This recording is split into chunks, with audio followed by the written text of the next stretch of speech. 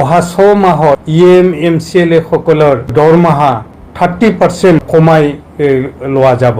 ইৰাन आरो इजराइलनि दावहानि क्राइसिसआ थोंजों बिटिसिआवबो नांफैबाय। माब्रै भिडिअखौ आं आबुङै होनो थांगासिनो दङ जिहेतु बे दावहानि क्राइसिसखौ लानानैनो बिथा खालामनानै EM-MCLAफोरनि बेथन जे धर्माखौ खमायनानै होनाय जाबाय 30% 6 माससिमहालागै बे बाथ्राखौ फोरमायथिनानै होदों बिटिसि सरकारनिफ्राय।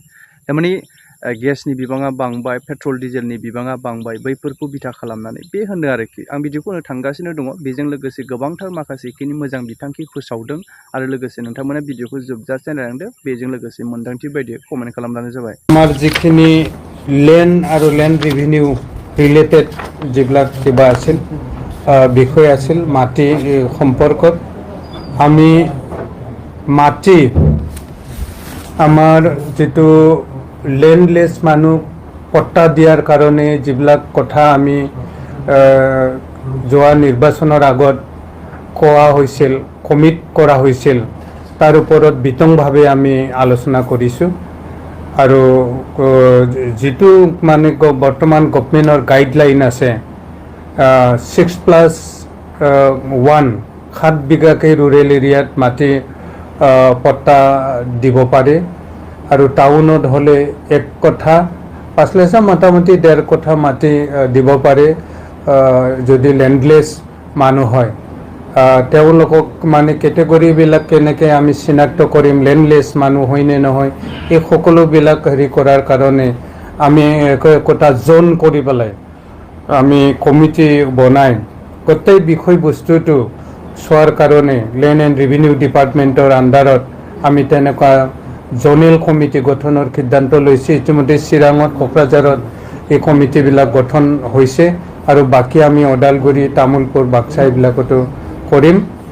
আৰু ইতিমধ্যে আমি আজি যিকেইটা আমাৰ PPP মোডত চলালে পাব্লিক প্ৰাইভেট মানে কিবা এনেকৈ পাৰ্টনাৰশ্বিপ PPP মোডত কেইবাটাও ইনষ্টিটিউশ্যন চলোৱাৰ কাৰণে সিদ্ধান্ত লৈছে যিবিলাক মানে আমি বেছি ৰিস্ক যাতে ল'ব লগা নহয়। BTC চৰকাৰে আমাৰ কিবা আদাবাৰীৰ যিটো আমাৰ মিল আছে চেণ্ট্ৰেল চিল্ক বৰ্ডৰ ফাণ্ডিঙত সেইবিলাক আৰু কেইবাটাও তেনেকুৱা সিদ্ধান্ত লোৱা হৈছে।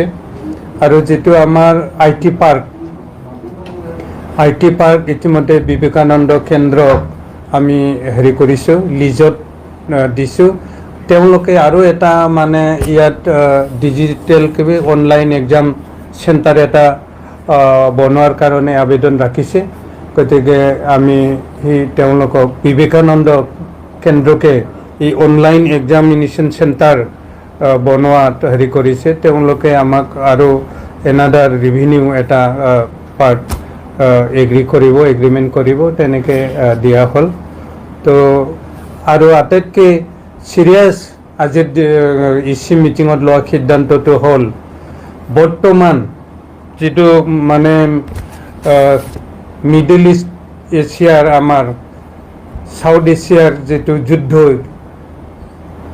আমেৰিকা ইৰাণ আৰু ইজৰাইলৰ মাজত যিটো যুদ্ধ লাগি আছে, যিটো হুৰমুজ ষ্ট্ৰীটৰ যিখিনি আমাৰ গেছ তেল টেংকাৰবিলাক আহি আছিল সেইটো বন্ধ হোৱাৰ ফলত যি মানে আৰ্থিক সংকট দেখা দিছে, যিটো ক্ৰাইচিছ পেট্ৰল ডিজেল বা গেছৰ যিটো ক্ৰাইচিছ হ'ল সেইবিলাক ক্ৰাইচিছ হোৱাৰ পিছত যিটো মানে হেৰিটোৰ অভাৱনীয়ভাৱে আমাৰ বস্তু বাহানিৰ দাম বৃদ্ধি হ'ল।